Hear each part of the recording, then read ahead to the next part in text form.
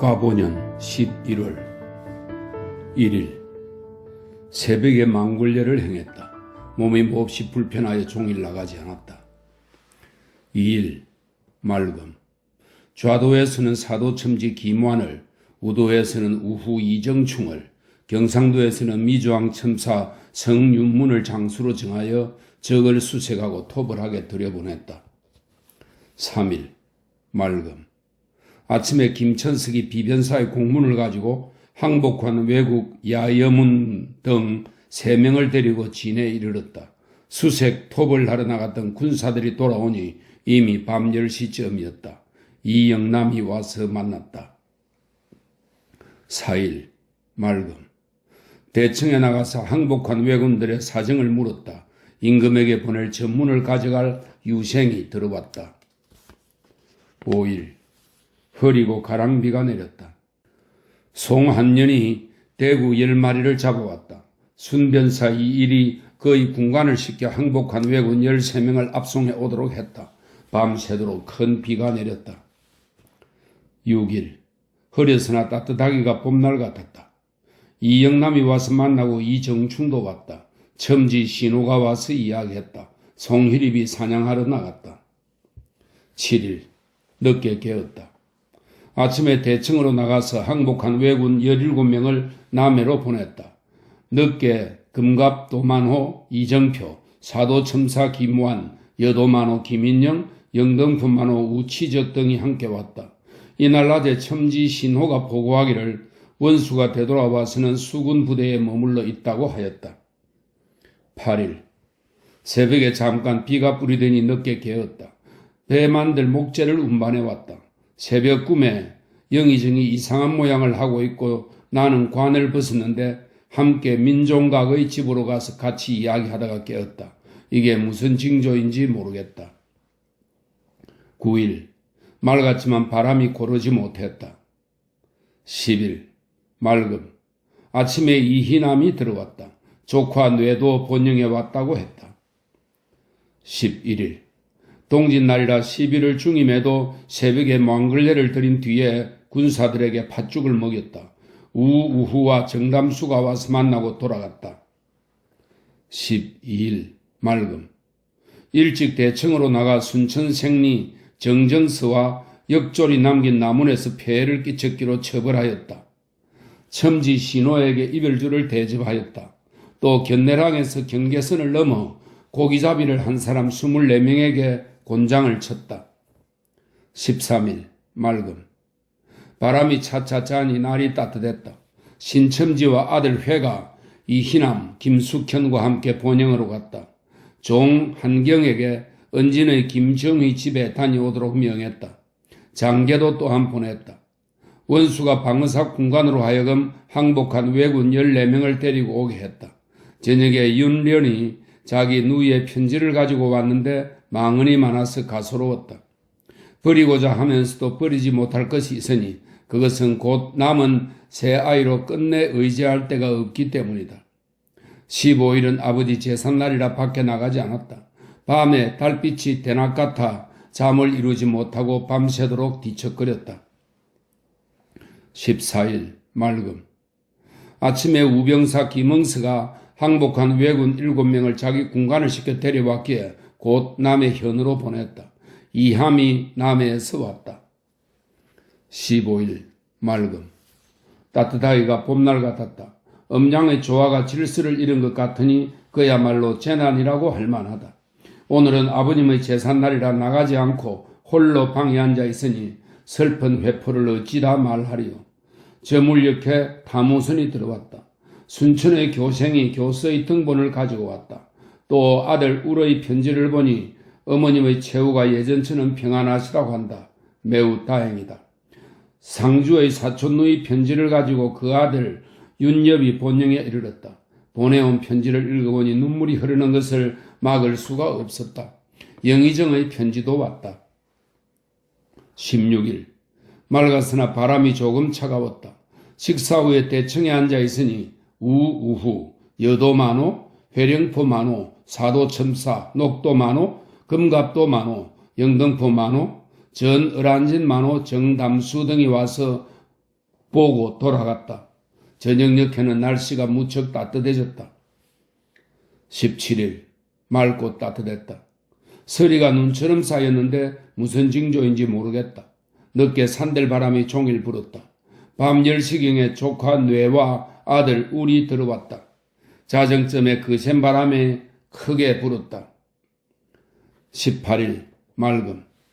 바람이 저녁 내내 세게 불더니 밤새도록 계속되었다. 19일 맑음. 큰 바람이 밤새도록 그치지 않았다. 20일 맑음. 아침에 바람이 잤다. 대청으로 나가니 얼마 후 원수사가 와서 만나고 돌아갔다. 저녁에 일던 큰 바람이 밤새 불었다. 21일 맑음. 아침에 바람이 잔잔했다. 조카 뇌가 나가고 이슬이 포편하는 장계, 장계는 수령의 근무 성적이 적힌 장계를 말합니다. 장계를 가지고 나갔다. 종, 금선, 운현, 이향, 수석, 행보 등도 나갔다. 김교성, 신경황이 나가고 남도포 만호, 녹도 만호도 나갔다. 22일 맑음. 아침에 회령포로 나갔다. 날씨는 매우 따뜻했다. 우후와 정담수가 와서 만났다. 활, 오륙순을 쏘았다. 외인의 옷감으로 무명 10필을 가져갔다.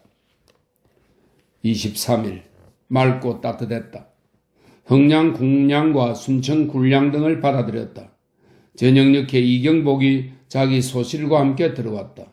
순변사 등이 비난을 받았다고 들었다. 24일 맑음. 따뜻하기가 확실히 봄날 같다. 대청으로 나가서 공문을 처리하여 보냈다. 25일 흐렸다. 새벽 꿈에 순변사 이일과 만나 내가 많은 말을 하였는데 나라가 위태하고 혼란한 때를 당하여 몸에 무거운 책임을 지고서도 나라의 은혜에 보답하겠다는 생각은 하지 않고 배짱 좋게 음탕한 계집을 끼고서 관사에는 들어오지 않고 성박집에 멋대로 거처하면서 남의 비웃음을 받으니 대체 어쩌자는 것이요? 또 수군 각 관청과 포구에 육전의 병기를 배정하여 독촉하게만 겨를이 없으니 이 또한 무슨 이치요? 라고 하니 순변사가 말이 막혀 대답하지 못했다. 기지개 켜고 깨어나니 한바탕 꿈이었다. 아침 식사 후에 대청에 나가서 공문을 처리하여 나누어 주었다. 조금 뒤에 우후와 금갑도 만호가 왔다. 피리 소리를 듣다가 저물어서 돌아왔다. 흥량의 총통 만드는 서리들이 여기에 와서 회개를 하고 돌아갔다. 26일 소한. 맑고 깨끗하다. 방에 들어앉아 공문을 보지 않았다. 이날 매주 열섬을 쑤었다. 27일 맑음. 식후에 대청에 나가 앉아서 좌우도로 나누어 보낸 항복한 외적들을 모두 모아서 총 쏘는 연습을 시켰다. 우후, 사도첨사, 여도만호, 거제, 현령, 안위 등이 함께 왔다. 28일 맑음. 다음 글은 11월 28일 이후에 적혀있는 기록입니다. 도망하기 어려움. 밖으로는 나라를 바로잡을 만한 주춧돌 같은 인물이 없고 안으로는 계책을 세울 만한 기둥 같은 인재가 없으니 더욱더 배를 만들고 무기를 다스려 적들을 불리하게 하고 나는 그 편안함을 취하리라. 나를 알고 적을 알면 100번 싸워도 다 이기고 나를 알고 적을 모르면 이기고 지는 것이 반반이며 나를 모르고 적도 모르면 매번 싸울 때마다 반드시 패할 것이다. 이는 망고의 변함없는 설이다. 하나, 영남의 좌우 근해에 큰 적들이 가득하여 저돌적으로 이는 환란이 반드시 아침 저녁 사이에 달려 있습니다. 군사를 일으킨 지 3년 만에 공사관의 재물이 탕진되고 전염병 또한 극성하여 사람이 거의 다 죽어가는 것이 육지나 바다나 똑같이 되어버렸습니다. 대총 유정은 이미 군사를 철수시켜 고국으로 되돌아가니 위급한 형세가 호흡하는 순간에 닥쳐와 있어 온갖 생각을 해도 지킬 수 있는 길이 전혀 없습니다.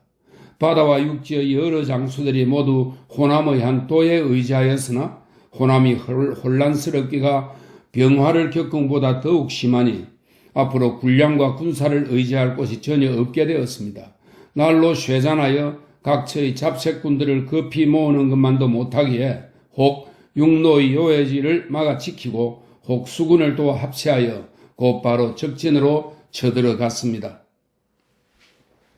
하나, 영남 우도의 적세가 전처럼 별다른 흔적이 없었습니다.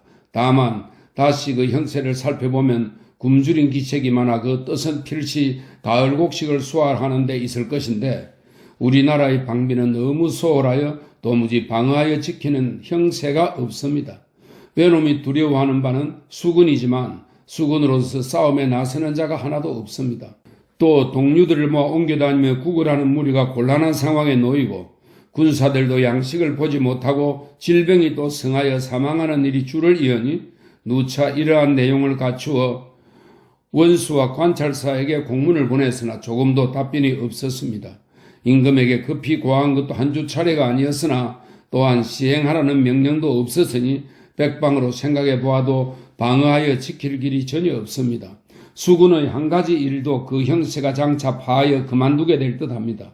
저와 같은 이의 한 몸은 10,000번 죽어도 진실로 달갑게 여길 것인데 나라 일에 있어서는 어떻겠습니까?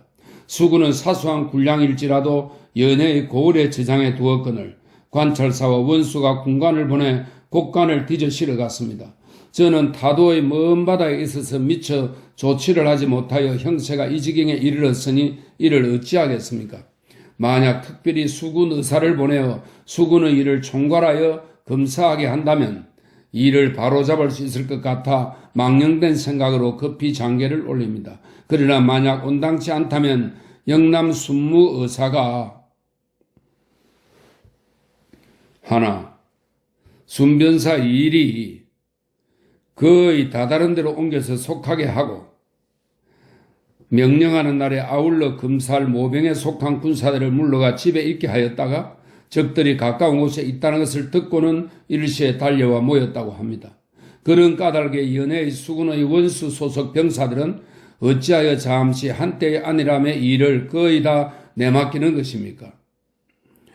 해당 관리에게 이를 감독하게 하였지만 순변사가 연해에 머물러 있어 잡아오지 못하게 하니 일마다 이와 같은 것을 어쩌게 하겠습니까? 하나, 정경달이 종사관이 되어 진심으로 둔전의 일을 감독하였다. 이전 관찰사에게 보낸 공문에 도내의 일은 본뒤부터 주관하는 이가 있으니 둔전을 통제하고 검사하는 일은 실로 그의 임무가 아니오. 더욱이 타도의 해진에 멀리 있어서 또한 경작을 검사할 수 없으니 지금 이후로는 일체 검사하지 말라고 합니다. 이제 함량 군수가 되었다고 하니 걱정스럽습니다. 추수할 때까지만 그대로 검사하도록 장계를 올립니다. 하나, 파총장 홍유가 이달 16일 전에 도착하여 우리 수군의 위세를 보고 탐복하기를 마지 않았습니다. 내년 봄 산동, 천진 등에서 비호선 120여 척을 거느리고 곧장 제주도로 갔다가 그 길로 한산도에 와서 합세하여 함께 저 적들을 토벌할 것이라고 합니다. 이 말은 비록 깊이 믿을 것 못되지만 그 정황을 익히 보아온 적 거짓은 아닌 것 같습니다. 여기에 3일간 머물렀는데 송이가 마가 가린 것에 유감이 많았습니다. 무제시 비바람 몰아치는 밤 마음이 초조하여 잠 못 이룰 적에 긴 한숨 거듭 짓노라니 눈물만 자꾸 줄줄 흐르네. 배를 부린 몇 해의 계책은 다만 성군을 속인 것이 되었네.